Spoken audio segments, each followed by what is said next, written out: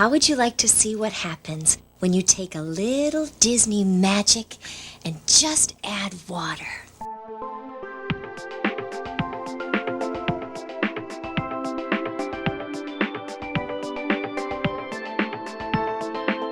Welcome to Sleepover Cinema, where we analyze the movies, shows, and music that created the collective unconscious of those who have never really gotten over their mermaid phase. I'm Hannah Leach. And I'm Audrey Leach, a woman eager to make her choral debut from the inside of a giant shell. And today, we're ready to cry about Howard Ashman. We're going to explore the good, the bad, and the nonsensical of perhaps the fan favorite Disney princess. It's been a long time coming, but today we're diving deep into 1989's The Little Mermaid. For over 50 years, Walt Disney has turned classic stories into classic animated motion pictures. Now the tradition continues as one of the world's greatest stories becomes the newest Disney motion picture classic, The Little Mermaid. I want to be where the people are. I want to see them dancing. Up where they walk, up where they run, up where they stay all day in the sun. It's the story of Ariel. She'll strike a bargain with a powerful sea witch Have we got a deal? to make her dream come true. What I want from you is your voice. My voice? You've got it, sweet cakes. Ariel's been turned into a human. Have you lost your senses completely? The human world, it's a mess. Now, The Little Mermaid is exploring the mysteries of her strange new world. What's your name? What's wrong? You can't speak? But to regain her voice, the sea witch's spell must be broken. Move it! We got an emergency here! Broken by the kiss of true love. Kiss the girl. It's Walt Disney Pictures' 28th full-length animated motion picture, featuring dozens of delightful new Disney characters and 7 magical new songs. Sha-la-la, sha-la-la, don't stop now. Don't try to hide it how you wanna kiss the girl. This holiday season, share the wonder and magic of a very special entertainment event. A fantastic adventure above the waves and under the sea. Under the sea! Under the sea!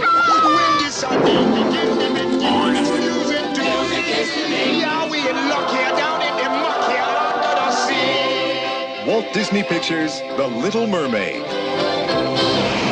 Welcome back, everybody, to an episode of your favorite podcast in the world, Sleepover Cinema. A podcast that deserves a lot more love and credit than it gets. We're speaking facts today. Yes, I'm going to agree with that. But you know what? We're here to give it to each other to validate. We're valid, as you would say. So the movie we're talking about today, it's kind of shocking it's taken us this long to get to this point, especially considering that we covered Little Mermaid 2 Return to the Sea in like years ago. Season 2, I think. Honestly, it's like we just did a whole bunch of guest episodes, and I think we just needed to like return to form for a second. We could not get more to the heart of childhood cinema than The Little Mermaid. Right. Absolutely. Before we talk about The Little Mermaid, though, I wanted to ask you, Audrey, I went to my local Regal cinema on Monday to see Challengers, but I have no idea what you thought of it, and we haven't really talked about it at all. So what'd you think? I have been a big fan of Luca Guadagnino since 2017 from Call Me By Your Name times. And I know people have a lot of issues with the story of Call Me By Your Name, but that really has nothing to do with Luca's work or his aesthetic or his skill as a director. Mm-hmm. And I love what he brings to all of his films. A very like sensual gaze, if you will, and like a really strong sense of place, actually giving a shit about character work. Basically, he's just like a really cool Italian gay director. And I think that if you haven't like immersed yourself in the works, Suspiria, Call Me By Your Name, Bones and All, Challengers, but I did like Challengers. It's not my favorite Luca film, but I did like it. What was like the main thing that stuck with you? Editing, the music, the like under the court glass stuff that's like a little more like avant-garde. And from the way that they marketed the film in the trailer, they made it look a lot more mainstream initially, like, and they do that on purpose because they want like a big name like Zendaya to have that sort of level of like the grand accessibility. Like, yeah, like very grandiose in the trailer, but like the film itself is a lot more stylistic than they like made it seem. I thought it was executed well, but like I wasn't like living and dying for it, but I thought it was good. I had known too much going into it. Like nothing, like the internet noise of it all is so powerful that, and people are like, they have lost all their decorum. Like they're taking pictures in the theater. They're like making memes before I even saw the thing. I thought the one guy was cute. I think the guys have more chemistry by far. But that, you know, I liked that's that. the idea. Yeah, it's I liked like, that. She doesn't actually really, like, she like loves to control them, but she cares more about tennis than she cares about her individual relationships with them. Like, I mean, literally from the beginning, it's like tennis is a relationship. Like, she wants them to make out. Like, it's like, right. She's exposing their gayness, basically. His movies always make an interesting case for male bisexuals.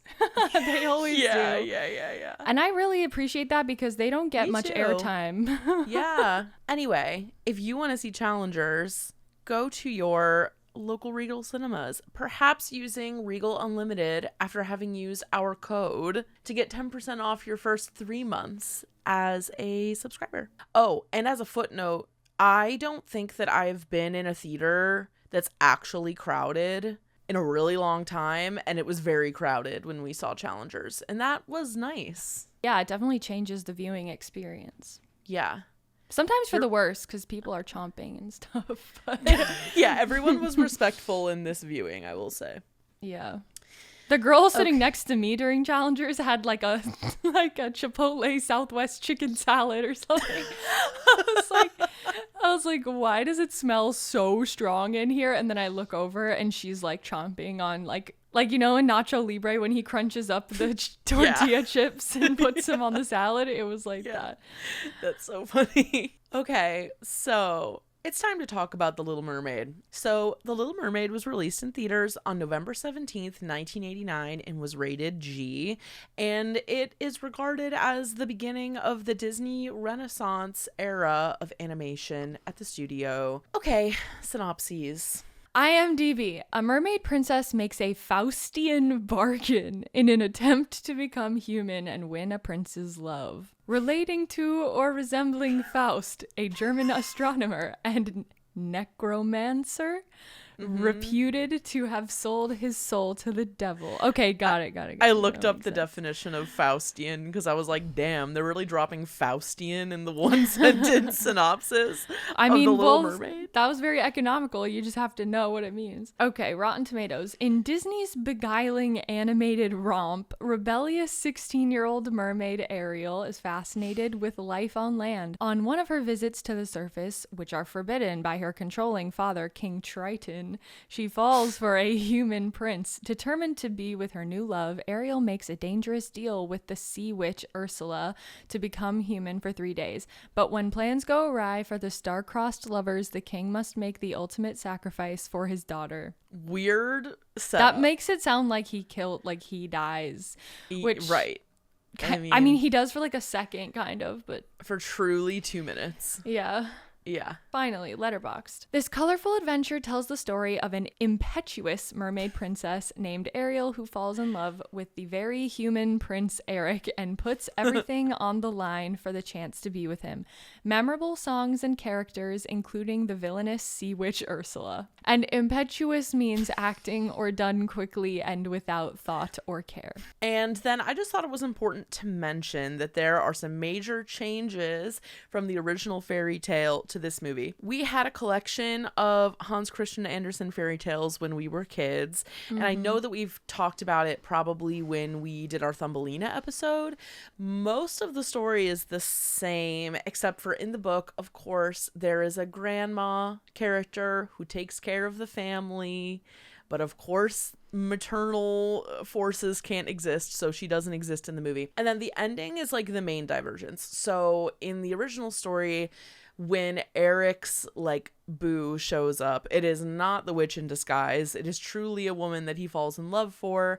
And that's when Ariel's sisters show up and are like, we sold our hair to the sea witch to get this knife for you. And if you use this knife to kill Prince Eric and get his blood on your feet, you'll turn into a mermaid again and you'll fling into the ocean and be back with us again. But she can't do it. And then she turns into sea foam and is gone forever. Taglines. Somewhere under the sea and beyond your imagination is an adventure and fantasy. A little unwieldy. Love has no boundaries. The home release VHS said, make it part of your world, which that's kind of good. And finally, see it, like the ocean, see it on the big screen this summer. Because this movie was like released and re-released so many times, like getting a reasonable source of taglines is pretty hard, but I went through a bunch of different movie posters or like release posters and pulled these, so that exists at least. Okay, so now getting into the creative team for The Little Mermaid. Just right off the top, if you like this movie, I would highly recommend watching this 45-minute long little featurette thing on YouTube that talks about the creation of the movie. I watched it before I rewatched the movie, and it definitely provided some interesting context for what I was seeing. So we'll put a link to that in the episode description. Everyone I'm about to mention is also heavily featured in the little documentary. But the movie was directed by Ron Clements and John Musker, who both started off as animators pretty much purely and then started contributing to story.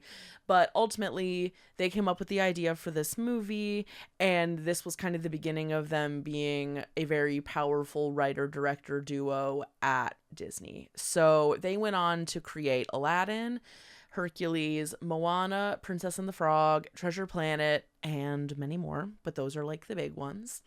And they also wrote the screenplay for this movie as well, with some help from like contributing story producers, including Howard Ashman, which we will get to momentarily. And then, as I said earlier, the original fairy tale was written by Hans Christian Andersen, who wrote The Little Match Girl, Princess and the Pea, The Emperor's New Clothes, The Snow Queen, The Ugly Duckling, Thumbelina, and many more. He's also believed to be bisexual by his biographers, and this is relevant when it comes to like the yearning in this story. A huge part of The Little Mermaid, obviously, is the music. The music was created by Alan Menken and Howard Ashman.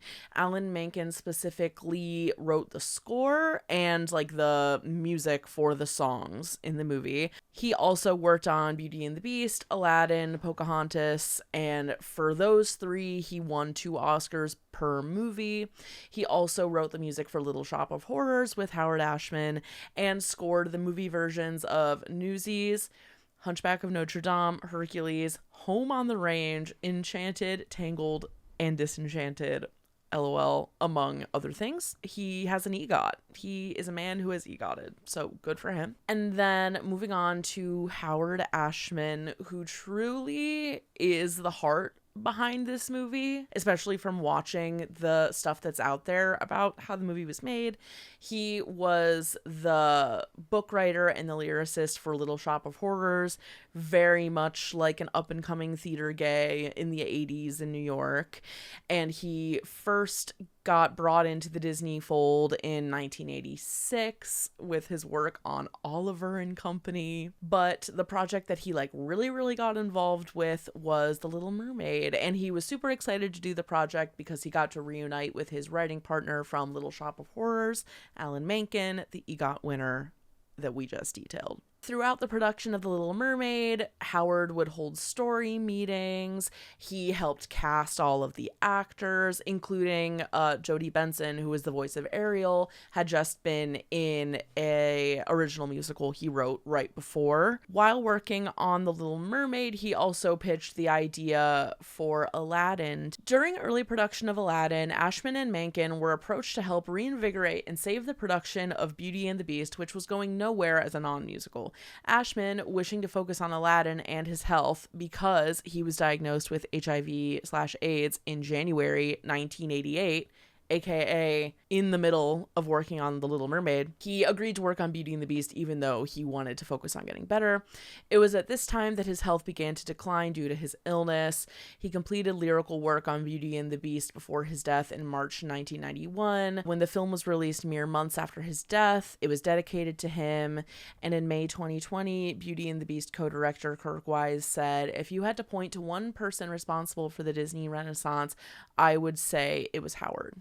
Ashman was supported by Jeffrey Katzenberg, who we're going to talk about more in this next blurb. Disney created a production unit near his home in Beacon, New York, allowing him to continue working on Beauty and the Beast while undergoing treatment at the St. Vincent's Catholic Medical Centers in New York City. He died at age 40 prior to the film's completion. Beauty and the Beast was dedicated to his memory, featuring the message after the end credits, "To our friend Howard, who gave a mermaid her voice and a beast his soul, we will forever be grateful. Howard Ashman, 1950 to 1991." To say that he was the lyricist and like the melody writer and all this stuff for the movie is accurate, but also when you see these videos of the voice actors recording their scenes, he is like in the booth with them, heavily coaching and involved in all of the character choices, and it just like is his baby. You can just feel it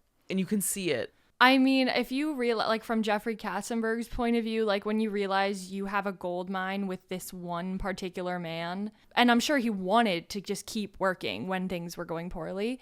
Jeffrey Katzenberg has been nothing but a capitalist. For those who don't know who that is, he was the chairman of Walt Disney Studios at the time. He was brought into the company at the same time as Michael Eisner. And then he pettily left Disney, ultimately to start DreamWorks as a separate venture. When he started at Disney, it's very clear that he kind of annoyed and stressed out the animators and like the creatives working there. But at least in this documentary we watched, it's very much in the end like, it's fine though. He also thought that Little Mermaid would underperform and do worse than Oliver and Company because Oliver and Company was considered a boys' movie. He thought that The Little Mermaid was like a girl movie. And that therefore it would do less well. Yes. But movies like The Little Mermaid are really like the change in terms of corporations and companies like Disney realizing that the real money is in girl shit. Yeah. Like, there's nothing smarter that you can do because it's for families, and also like girls like getting obsessed with stuff. Like that's a huge part of being a girl. Like, I'm just so confused as it looks to why. like you were about to say that's the point of being a girl. That's the point. It kind of is. You get obsessed with stuff and then you want to spend money on stuff. Like, it's just so funny to me. And then as I was going through the the roster of production people for this movie, it's like literally almost completely men, but casting people are always women, and I just want to ask you why you think that is. I don't know like the exact reason why. I'm sure there's like a historic reason, but it's probably similar to editing. With editing, it initially was a women's job. It was seen as a lesser job because it was very much handwork. Mm-hmm. Like, you're splicing together reels of film. Like, this is like a very like physical thing, and people didn't view it as like being an art form in itself initially.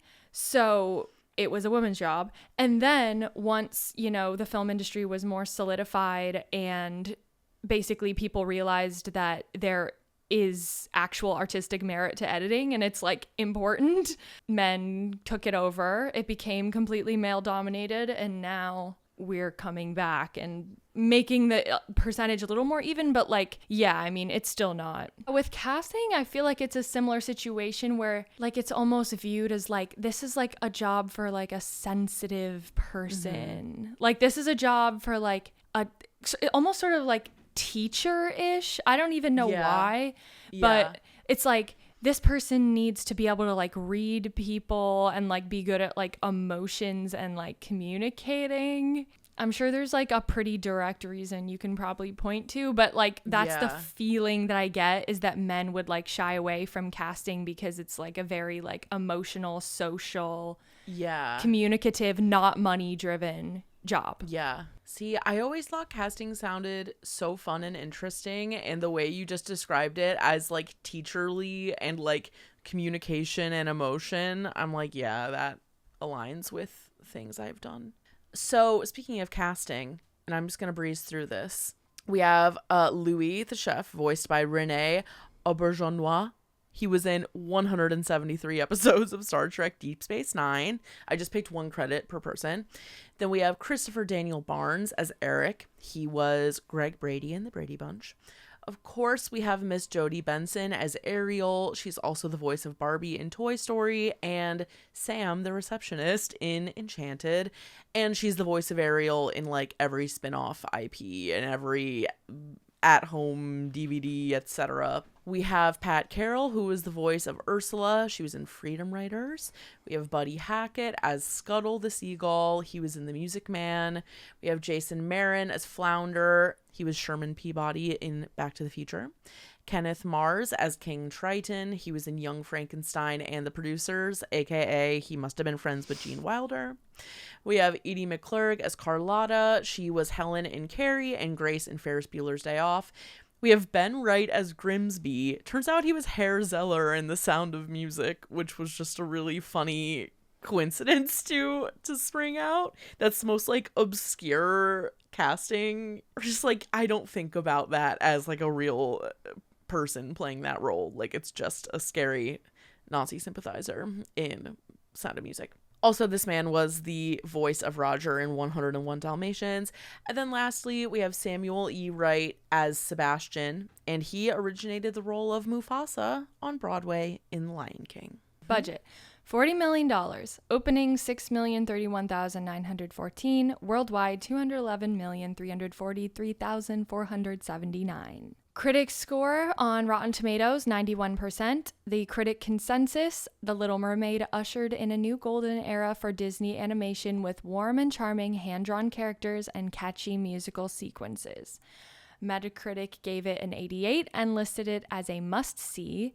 Roger Ebert gave it 4 out of 4 stars.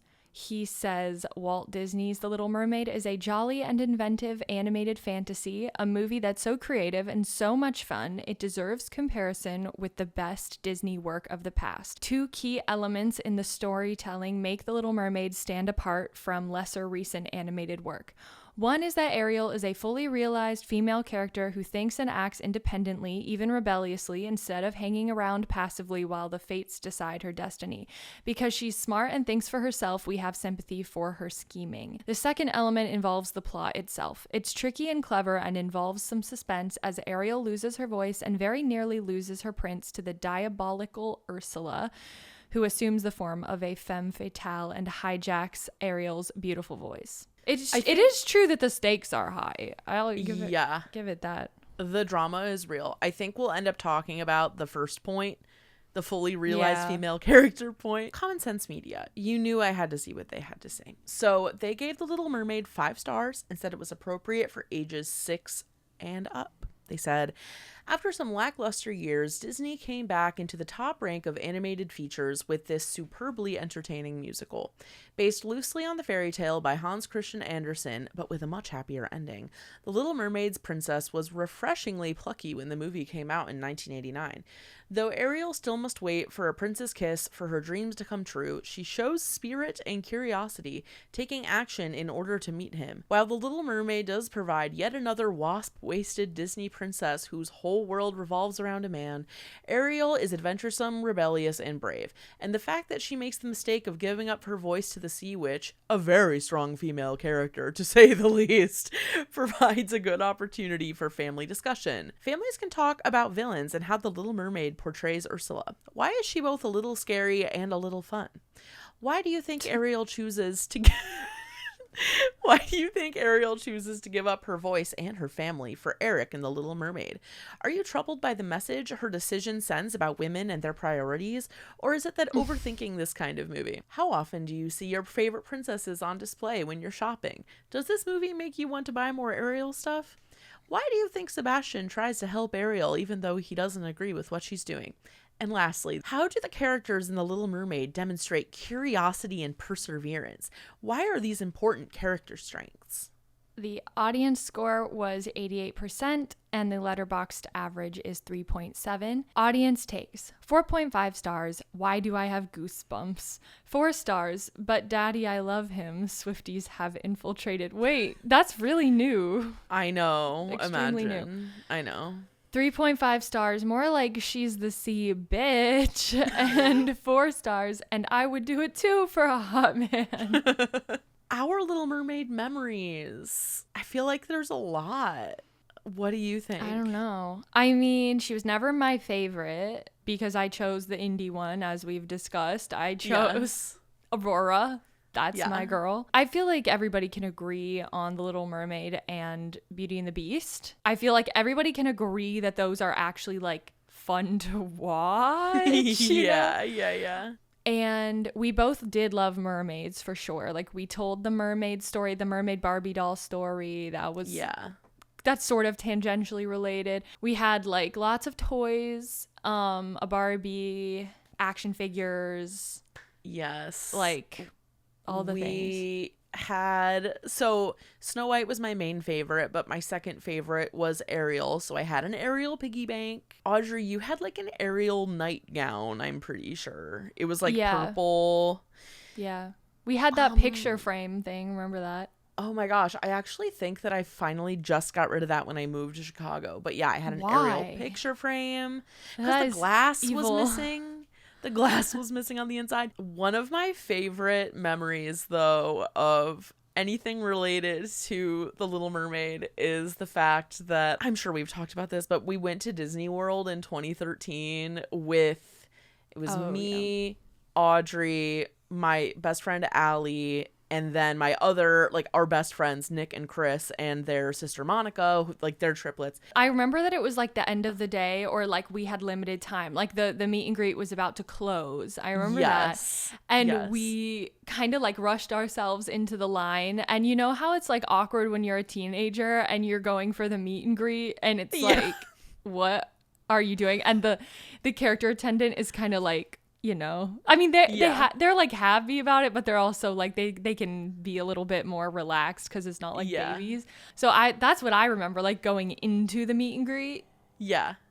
And it was like pretty soon after the Little Mermaid ride had opened. So it was all like new and crisp. And also if you've ever met Ariel in a Disney park, you know that these places where they sit are like humid as hell. But it's like cool and crispy and humid and like smells real good. We went in there and we were all like pretty normal about it, except Nick, who was with us, like was really excited to meet her. And when he sat next to her, I don't even think he like said it either. It was just like palpable. Oh, like, yeah. We could just sense it. Yes, because gay boys love Ariel, which we will talk about more. I don't know. I'm going to ask around why gay boys love Ariel so much. Look at who really wrote it. But the point is, Nick asked Ariel if he could kiss her cheek, and she was like, no. And then he still had to sit there and take the picture. Yeah. He still had to sit there and take the picture, which was really funny. In the old footage of the meet and greet that we did with her, like when I was like 3 or 4 or something. Yeah. I'm just full on upset and like anxious and crying, and like you're fine. You're shy. Like you're definitely shy, but you can do it. But I'm just like too scared to do it. I'm pretty sure Dad, like, if I'm remembering correctly, he like is holding me and he like brings me to her kind of, and I'm just like, no. Oh my God. You weren't scared of the other ones. Maybe it was the tail that freaked you out. Yeah. Because it was when they had like those fat tails. Like it wasn't like the slim ones now. It was like this big thing. That's what comes to mind. And I think we should all just go watch the movie, enjoy the break, and we will meet back here very soon to talk about the movie.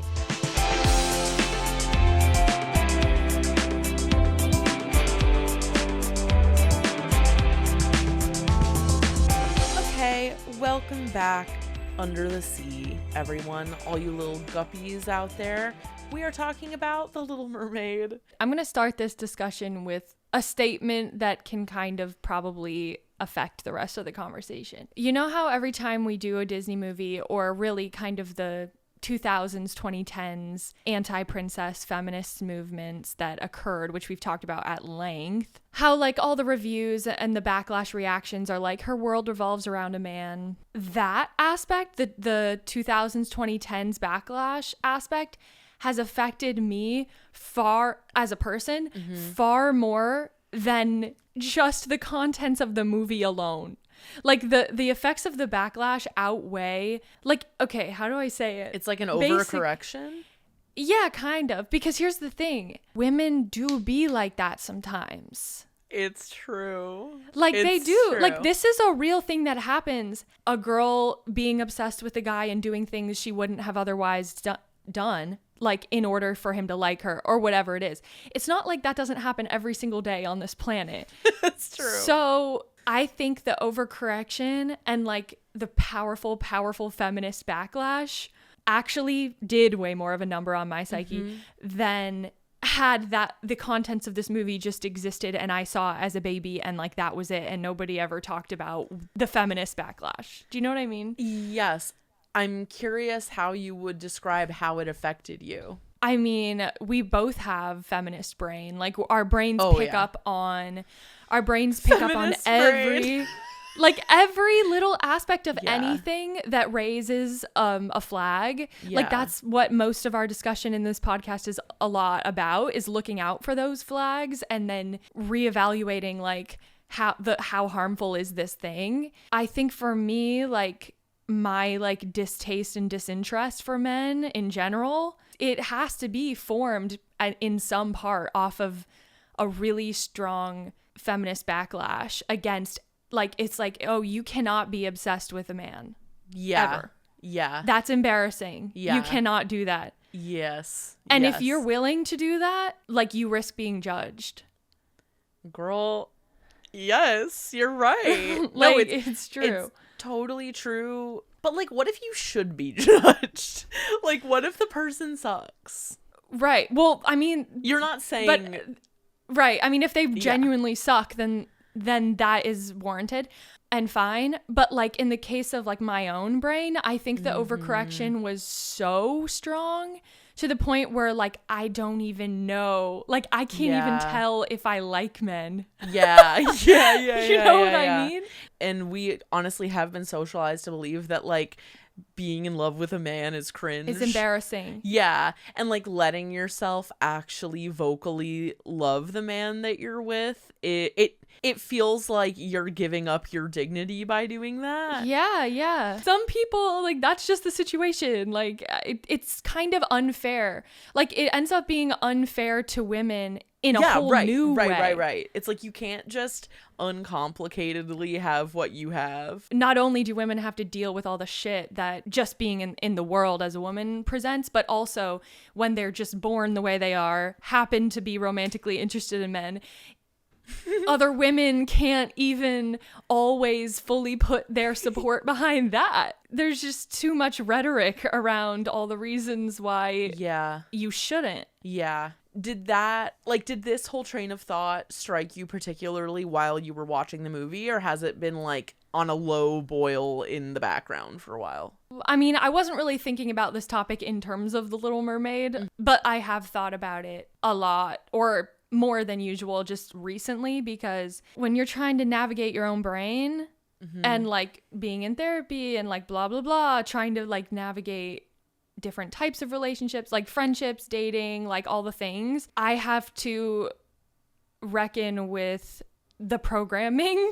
Yeah. Basically. Yeah. And it's especially confusing when you believe that your programming is like righteous. Like it's like I, see things this way because that is like the most pragmatic way to see things. Yeah. A way to not get hurt and a way to operate, and it's like generally supported by other people.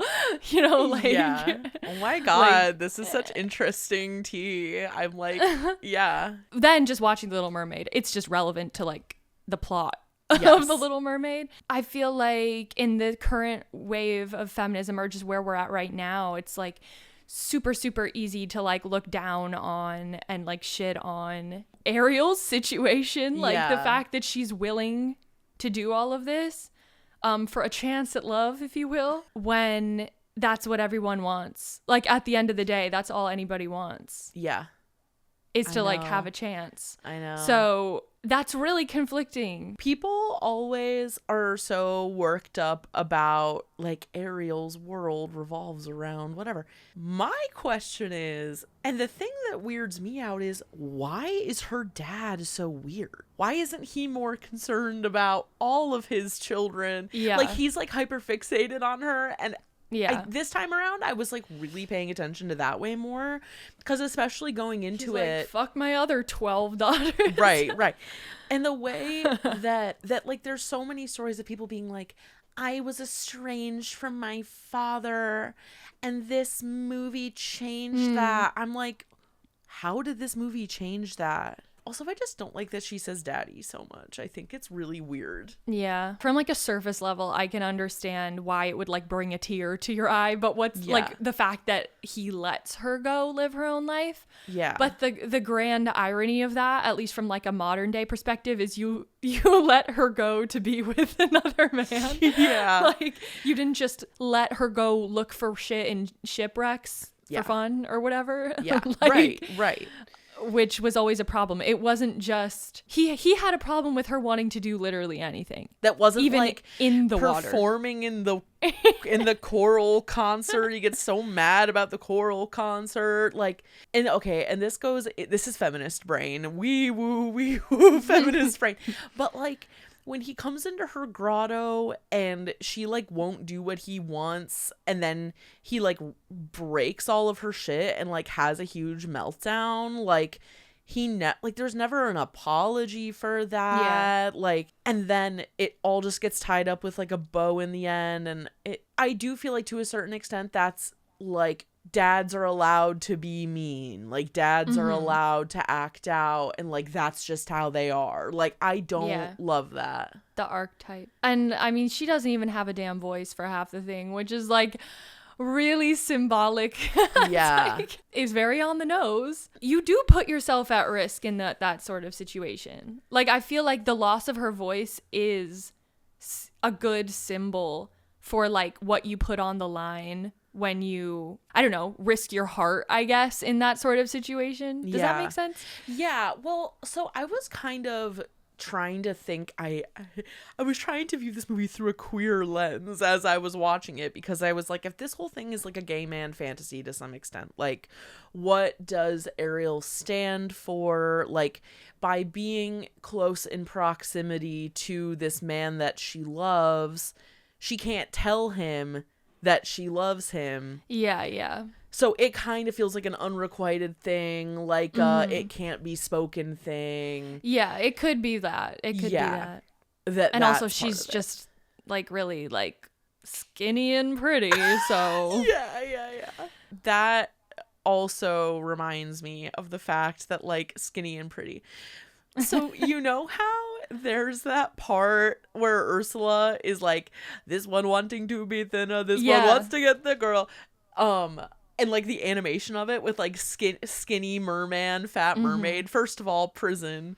That that was gonna be my special puke award. Was gonna be that. since we were just talking about King Triton being weird, I will tell you what my special puke award is, which is when he like finds out that, or like puts it together that Ariel's in love, and he's like sitting in his throne and he's like, who could the lucky merman be? Like picking, that was my special puke award. I didn't like that. I thought that was really creepy. Like, yeah, I mean, at least like with the Ursula scenes, it's always tongue in cheek, and there's always humor behind it. Yeah. Whereas like that moment is just like, ew. It was gross. It's like played straight. I do like though that it like ingrained in Ursula's character is like a belief and knowledge that she's fierce. Do you know what I mean? Like she like doesn't. She's like, this one's like pathetic because she wants to be thinner. Well, that's what I was gonna say. That's what I was gonna say. Yeah.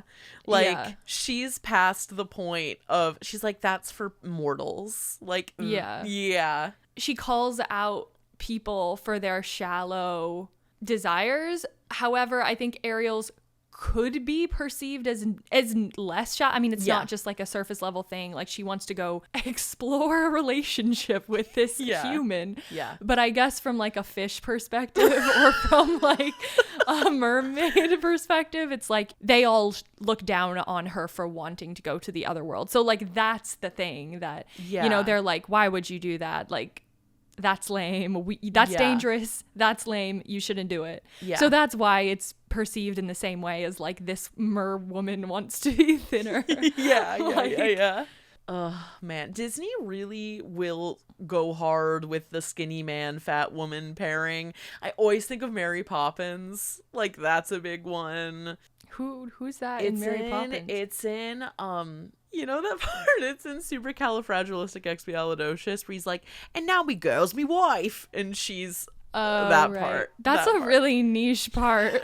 Well, that's how you know it really worked its way into my brain. Yeah. As a chronic dater of skinny men, you know it's in there.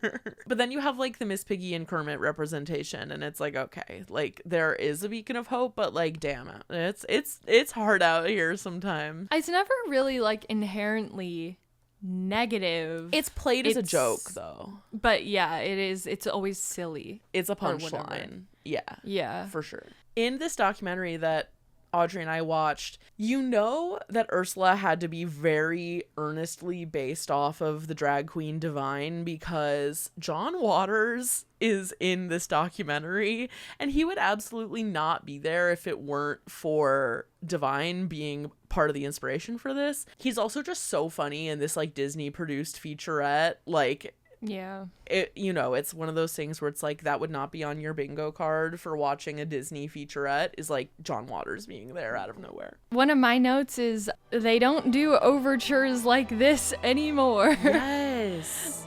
The opening really is so good.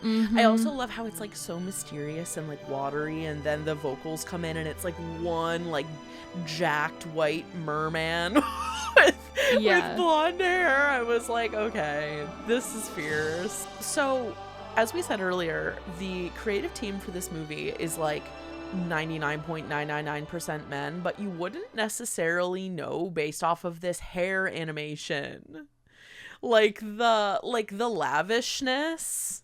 I just feel like the attention to detail of like how every single thing works about it, it just feels female gaze to me. They know how to draw a pretty girl. Like, that's like the point. Yeah, I guess that's true. The flamingo in Kiss the Girl, who like leans down and starts singing with Sebastian and then is also just like riffing the whole time. Shout out to the soulful flamingo. And then of course, like, this purple dress at the end, like this sparkling purple like walking out of the water dress, like doesn't get enough acclaim in my opinion. No. There are like a somewhat decent amount of like action sequences in this movie, and like for me, I'm just never gonna give a shit about that. I'm never gonna be entertained by it. Never was, even as a child. So that's boring for me. But if we cut those out, we'd be in business. I like the ending. I think it's really weird and out there. I'm not talking about the ending. I'm talking about like the shark attack, the trying to get Sebastian in the pot thing. Oh, yeah. Stuff like that. Well, okay. So I traditionally have been a hater of the French song of trying to get Sebastian in the pot, but I had subtitles on this time and I was really reading the lyrics as it went, and it was genuinely really funny. Specifically, there's a line where the chef is like, "You're lucky you're dead." And I actually did laugh out loud during that song for the first time ever because I was reading the lyrics as they went. Howard put his energy into that one too. I mean, I didn't even know if French people were real back then. Yeah, you're like, why is this person talking like this?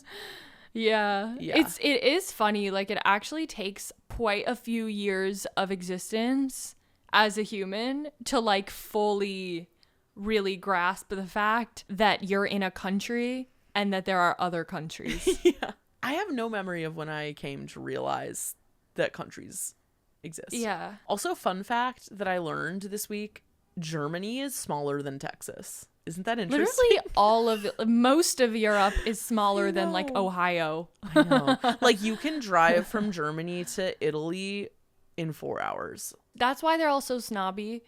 Because they're like, we're so well traveled, we can go anywhere. Yeah. And, it's like, yeah, because you have, first of all, trains, and it's all really close together. So you can, they can go to other countries the way that we can go to, like, 2 other states. But it honestly takes so long. Yeah.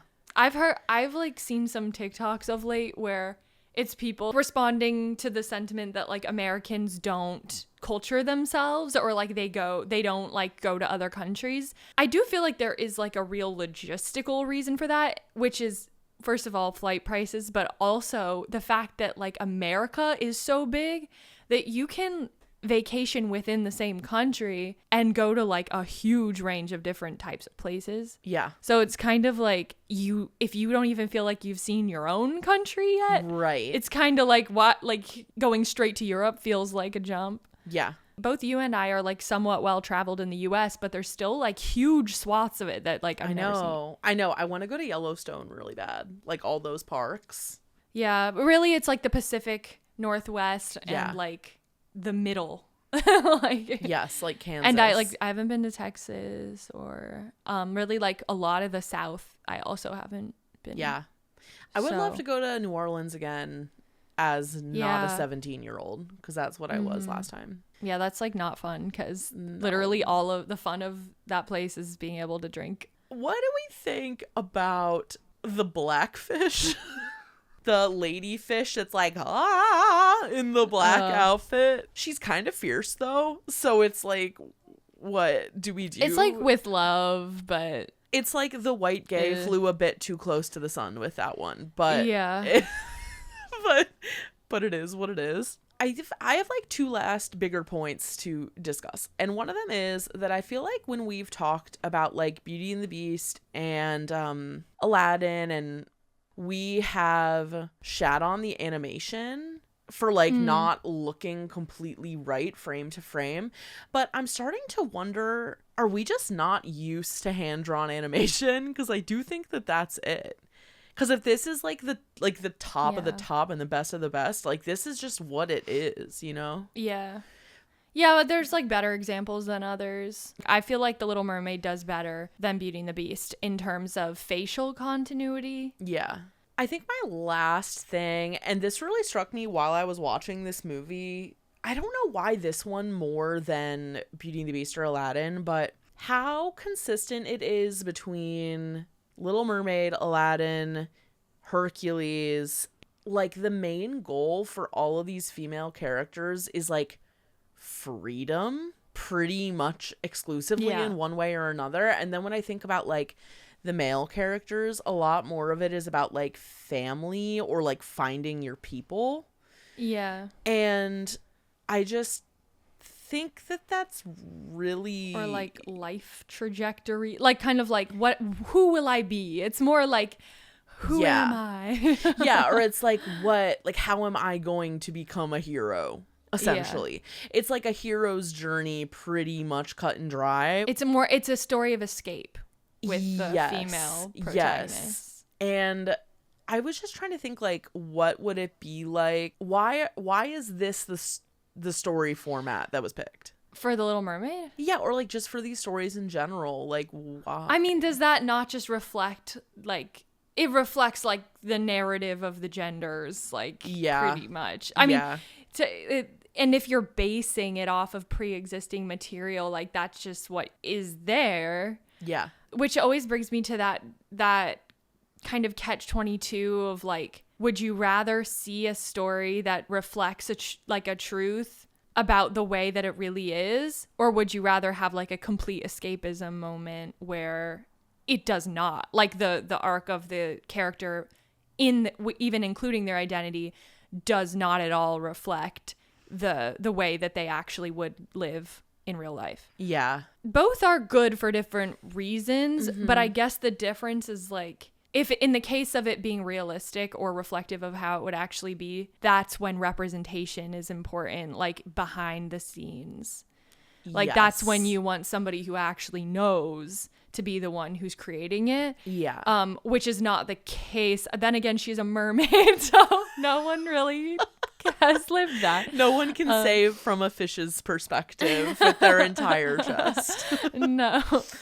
Yeah, that it's tough because sometimes you crave one thing and then other times you crave the other. Yeah. But I feel like on the whole, and that's just because I'm like a non-cartoon type bitch, like I like realism, I would err more on the side of how it actually is than a complete escapism. Yeah.